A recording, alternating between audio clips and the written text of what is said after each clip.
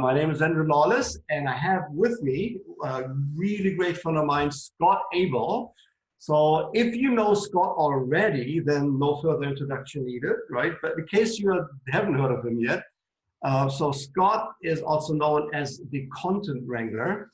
First question right off the bat, where did you get all the energy from? How do you deliver that awesome content, like time after time after time after time? I want people to be able to communicate effectively, not because I'm in love with communication, but because I feel like it's something that human beings can do. And that when we don't know exactly what to do, we tend to operate from a point of fear.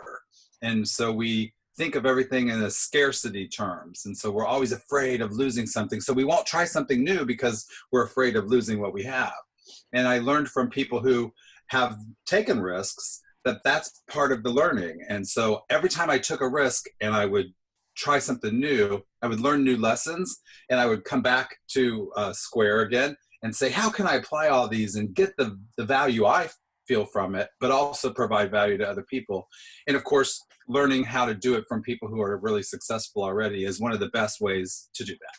So one thing that is not in your bio, and I remember a video that I've seen about you a few years ago, where you either were labeled or you labeled yourself as the bad boy of content management. Where did that come from? I became less likely to listen to people whine about their problems. I wanted them to describe them so we could figure out how to solve them. And what people really did when you asked them to describe them was complain about them. And the complaints usually led to, and that's why we do it this way.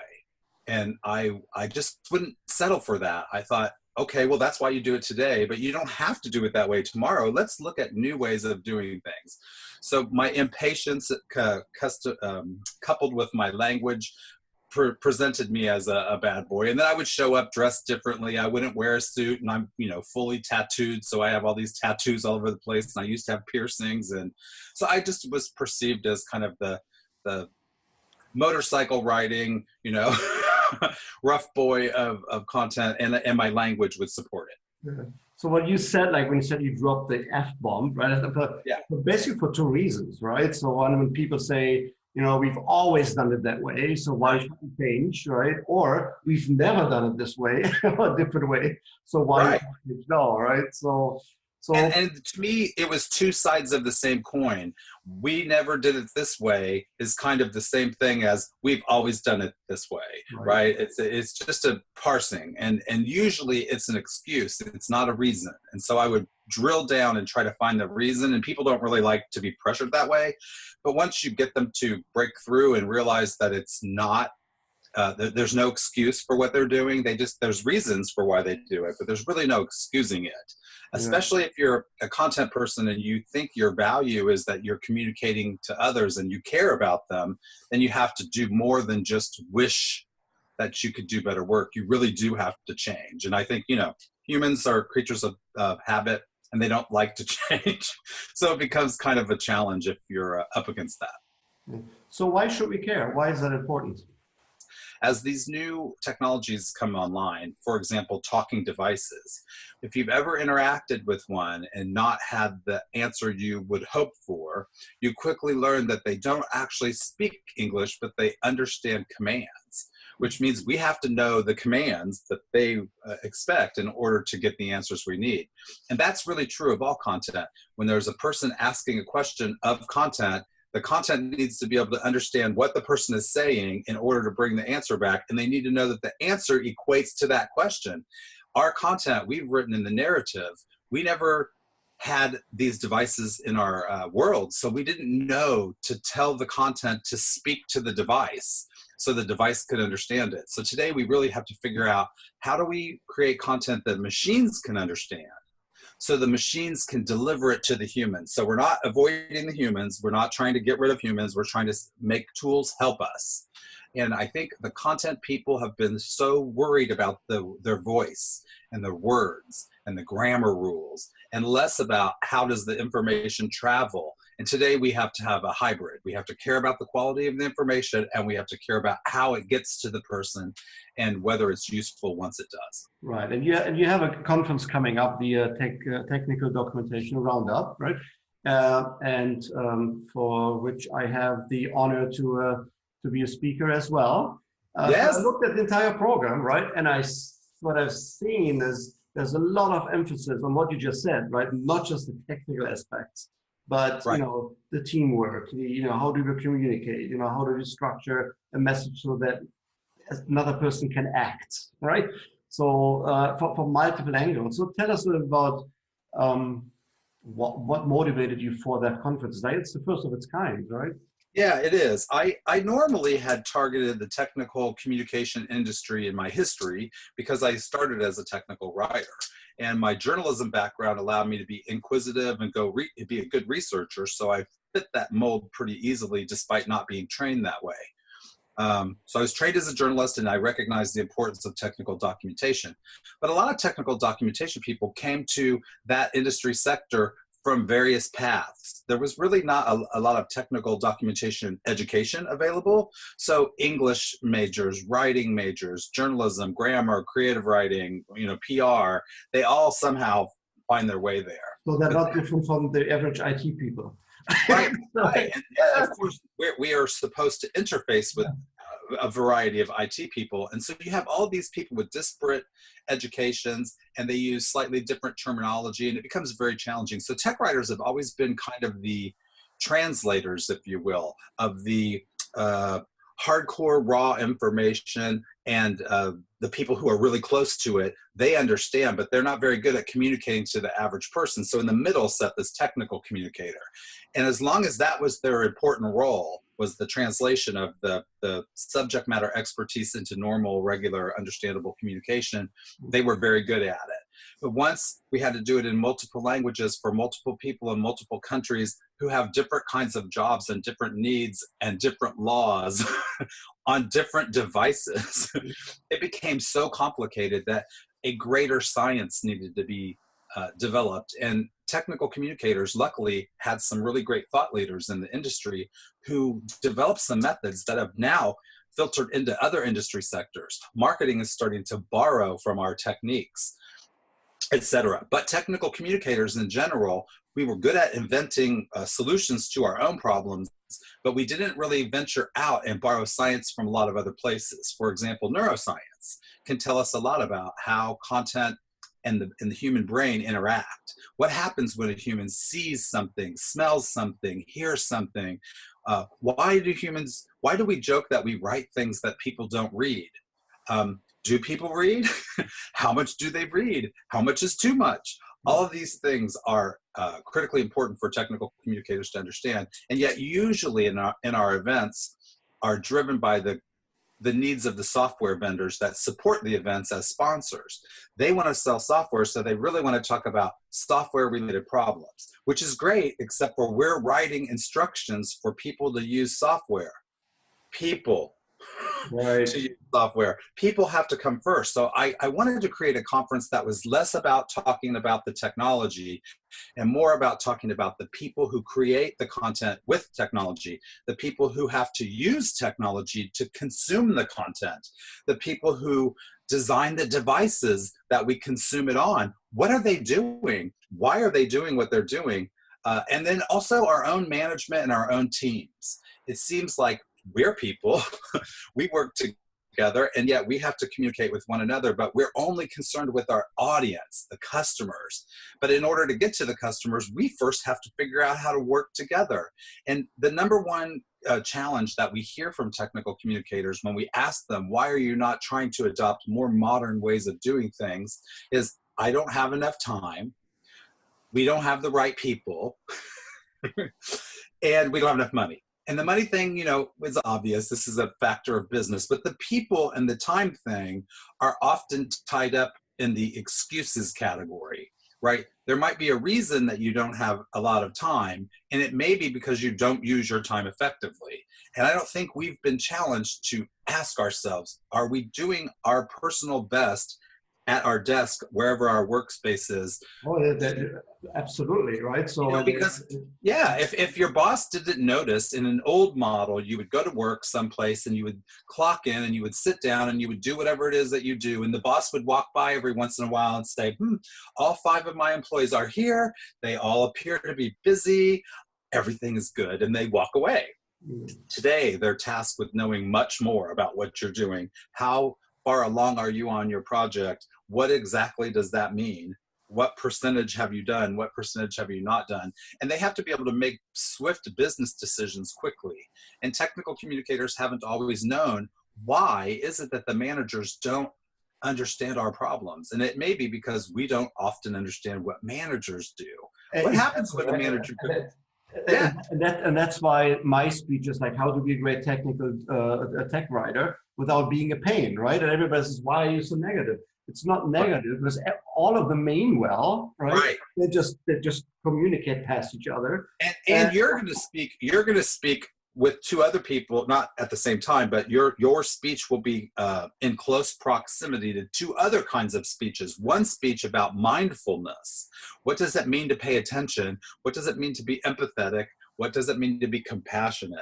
And another talk is going to focus on, what does it mean when you say you don't have enough time? How much time do you have? How are you using it? How are you managing it? And we're not talking about how is your team managing it or how is your company managing it. Instead, it's how are you managing it? If you can get 20 minutes extra out of your day, or 2 hours or 4 hours by changing something, maybe your problem isn't what you think it is. Yeah. And so I wanted us to be honest with ourselves. I wanted us to talk about, what does it mean if we say we care about customers? So what are the 2 or 3 things that the industry or the profession is not doing yet that you wish they would be doing, and how do you address that in your conference? Three things. One, I think there's an over-reliance on easy topics. In other words, it's easy to say that you should be empathetic, right? It's easy to say that, but empathy is only acknowledging what it would feel like to be in somebody else's shoes. Whereas, so technical writers have been saying a lot lately, like, it's really important to focus on empathy. And so my thing is that I think it needs to go one step farther. You need to not only be empathetic about your customer, your user, you need to be compassionate and try to help them. So it's not enough just to recognize what's wrong. You need to go fix the problem. And that's where we break down. So that's one of the first things I would say is an improvement. The second one is we have to get over our fear of technology. It's not enough for us to understand it and write about it. We need to understand it and adopt the best practices that technology uses and apply those rules to content. And the third thing is, those rules that we've developed for content are actually useful to the people upstream who design products. So we need to be up there trying to talk to them so that we're not victims at the end of the process. We're intimately involved. They will benefit from lessons that they learn from us. We will benefit from lessons that we learn from them.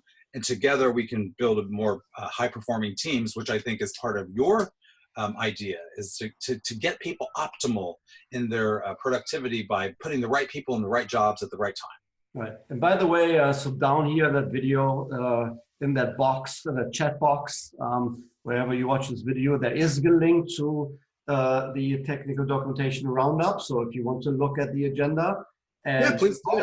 Right, go there, right? So just want to make sure that people are not waiting until the very end here. So in fact, technicaldocumentationroundup.com is the website, and you can also, if you buy a ticket, you can also attend Andrew's workshop. He's doing a workshop that will help you understand how to build a team that will be productive and perform at its best. Thank you very much for that PSA. Promotion. So what are the things, right, in technical communication right now, or the changes that you should not do right now? I don't think you should run away from your career. That's the first thing, because there is a lot of commoditization.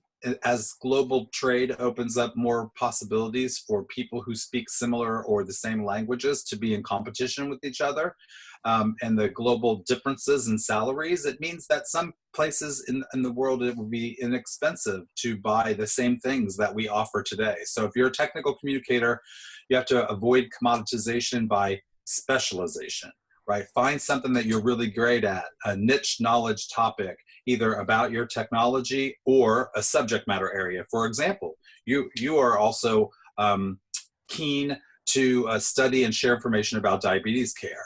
And that's a niche. If you're a technical communicator and you know a lot about diabetes care, you can find a way to be important enough that even if writing is a commodity, your knowledge will allow you to perhaps fill a role that's not going to be automated or offshored to another country with less expensive writers. That's the first thing. And it's very interesting that you should say that, right? So when I wrote this book, Blood Sugar in Check, I hired a book coach, Andrew Lawless, and and the one thing that she drilled into me, and I write a lot, I've written for 30 years now, right?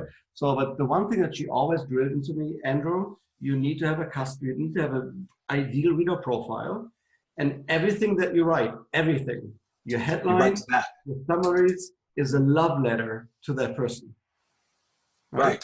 If everything that you write is a love letter to your ideal reader, you connect. So how does that? How do you see that be relevant in? I think that you're spot on. The challenge today, though, is that we're now at a place where a writing coach could indeed give you great advice. That if you write toward one person, that's a great way to strategize how to get your message consistent and sound authentic. But today I need to write content that's available for multiple kinds of people who are all similar. They may be from the same country, they may have the same hairstyles, they may be the same nationality, but they're not the same. And so I need to figure out, how do I write different renditions of my content and then teach a tool to serve up the right rendition to the right person.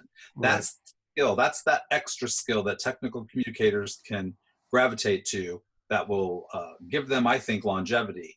And the reason why is not so much to protect your technical communication job, but I think it's because this is a new thing. And once this gets fully implemented, once we're able to more easily personalize information, no one will go back to less personalized information. Right? It's going to be more personalization. So I can see where technical communicators who want to grow their career could find safety in learning more about personalization and targeting the individual human beings. But to your point, the best part is to connect you to one person so that you can focus on it. And if you've got 3 different personas, you just have to learn how to do that 3 different times and then have a tool help you deliver the right piece to the right person. So when we come to your event in 2 weeks from now, 2.5 weeks, less than 2.5 weeks, I think, right? Yeah. So what can we do to best enjoy it?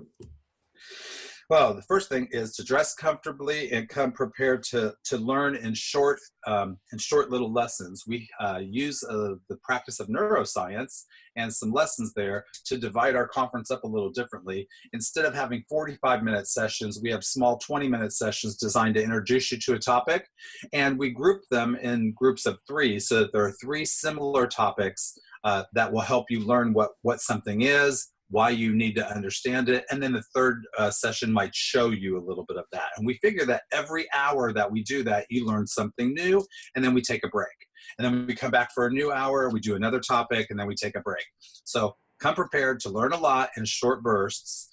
Enjoy the company of other people because it's an intimate event. I trimmed it down from the event sizes I used to run were mostly 400 and 500 people events. And while those were always successful, they weren't always successful at teaching people. And what I mean by that is when you have 8 different rooms going on at a time, and you and I have spoken at those conferences, that's great for variety. As an attendee, you have many choices. But sometimes the 3 things that you want to hear, they all appear at the same time, and they're taking place in different rooms, and you cannot be in 3 different rooms at one time. Totally, every time, and it drives me nuts. So what we decided was, listening to our neuroscience advisor, she told us that maybe your job is to curate the best program, and you guide the attendee through the topics they need to learn in the order that you think makes the most common sense, and map it out scientifically and see if it works. And instead of the old approach, and here's how I knew that this was an approach that had no science behind it. When I first interacted with my neuroscience client, she asked me, why are presentations 45 minutes long? And I said, I don't know. I thought she knew the answers. So I said, I don't know, thinking she was going to tell me. And she goes, I don't know either. That's because there's probably no reason. She said, I can't find scientific research anywhere that says if you're going to give a conference presentation, 45 is better than 25 or 30, because there would be proof. And she's like, there's no proof, but there's plenty of proof that if you go too long, whatever too long is, the retention goes down, right? So the longer you talk, the less they remember. So we figured, let's give them small things to remember. Let's give them what are called attention triggers. They're little pieces of information that get them interested. It might make them mad. It might make them happy. It might make them sad, but something that gets their attention. And then the second thing we try to incorporate into every presentation is something called a memory magnet. And that's something that makes the person remember the thing that you want them to remember. So when you come to our conference, you should expect shorter sessions that are grouped together by subject to help you understand in a short amount of time why you need to know it and how it impacts your life. And then you should come prepared to talk to people, because we also have a lot of networking sessions where everyone gets together and learns how to do a specific thing. For example, networking. Who knew that there were people who specialize in networking? But it turns out that one of my peers has a company that is designed to teach people to network. So we're actually having a networking session just before our networking wine reception. So we're going to learn how to network from a professional networking coach. And then we're going to go outside onto this beautiful veranda overlooking the mountains and have wine. And we're going to practice what we just learned in there. And I think that's important because technical communicators, and this is a stereotype, but it is sometimes true, are perhaps more likely to be introverted people. I'm probably not a great example of that, but there are probably lots of I'm totally the same, right? So I have no problem to go on a stage in front of 800 or 1,000 people and talk, right? So I enjoy that. I thrive on it. Everybody thinks I'm an extrovert. But when I go to those networking events, I'm the guy with the glass of wine in the corner, right? And it's important to know, even the people who think that they're not introverted, what they mistakenly sometimes do is they say, well, I'm not an introvert, so therefore I'm good at networking. But much like a web designer who designs a beautiful web page, and you and I look at it and we think, oh, that is beautiful. What a great job. But then there's a thing called a heat map that allows you to watch where people go on the screen with your mouse. And once you say, why are they running around the screen? It's right there. We know it's there. That's because we don't really understand their experience and they don't really understand our design. Well, it turns out that networking seems like one of those simple things too. You open the door, there's some refreshments, everyone has a name badge, they play some music, you go talk. How hard can it be? Well, when you watch people and you record them, what do? First, depends on their intent. If they're there to sell, they look at your name badge to see if the company name that's on your name badge is relevant to them. If not, they move on to the next person. Cool. Some people walk up and they just don't want to, they're afraid to interact with people, so they look at your name badge so they can say your name, because usually the name is the biggest thing on the name badge. Mm-hmm. So you could say, oh, hi, Chris, nice to meet you. But then if you walk away and ask them, what were those people's names? They usually can't give them to you, right? And it's because we haven't been trained to network. What do we do? What should you take away from it? How do you remember people's names if you're not good at that? Well, also, how often did you go to a networking? It happened to me, right? Where there are people, it's like, where I was judgmental first, right? Where my early days, they're not going to want to do business with me or buy from me or whatever. Right. And then they became like the most important clients in my career, right? So exactly. So I just think that there's a lot of lessons we can learn, and as an event organizer, my job for Technical Documentation Roundup is just to help expose technical writers to topics that are important to them at their job today, but also topics they might not think are important that could actually help them as a person become a better professional, or could help their team understand each other better so they can produce better, faster quality, good quality work. Awesome. We're at the end of the session. So thank you very much, Scott, for Thank you. all of the insights. What I like about you is like when we talk about your events, you tend to give like so much more additional information about, you know, where we are, what we should be doing and not be doing. And you've been such a great resource to all of us. So thank you very much. Well, thank you. I appreciate it. So when is the event? How much does it cost? And the event is, we go to register. The event is May 21st through 23rd, so it's coming up in just a couple weeks. It's held in a beautiful, small conference center called the Quadris Conference Center in Menlo Park, California, just across the street from Stanford University. The prices range in somewhere around $2,000 for a ticket. However, because this is the first event, we made a special offer where you get 2 tickets for the price of 1 to try to introduce people to the conference and give people a discount that would help them get 2 people into the show for the price of 1. And that includes the workshops. So we do 2 days of conferences and 1 day of hands-on workshops. So for the price of around $2,000, you can get 2 of your employees into the sessions and into the workshops, which we think is a pretty good value. I think that's an amazing value. Specifically, like when you look at the speakers, when you look at the value that you have delivered, like time and time and time again, and almost everything that you touch, right? So, you know, I look forward to seeing you there in 2 weeks. We have a number of old friends and new friends there, you know, so I'm going to actually go sailing the weekend before or so with Anna Schlegel, you know. So, awesome. You're going to have a lot of fun. And actually, that's something for people, if you don't live in the Silicon Valley area, which is where Menlo Park is, it's just outside of San Francisco. It is a very beautiful area, and you can double time this as some kind of a couple of days of holiday or see some nature. It is such a beautiful geographic region, full of cultural and historical and art kind of things to do. So definitely, if you're ready to escape from the office for a few days, maybe you can give some helpful hints at the event on where you're going to go sailing. You did just not have to get budget approval, but that's right. That's right. Budget approval for sailing is probably not on the list. So, but so I see you all at the conference. So thank you very much, Scott. Thanks, Andrew. I'll see you in a couple of weeks. In a couple of weeks. The link is down there. So click the link, look at the agenda, sign up, and I'm looking forward to seeing you there as well. Bye. Bye-bye.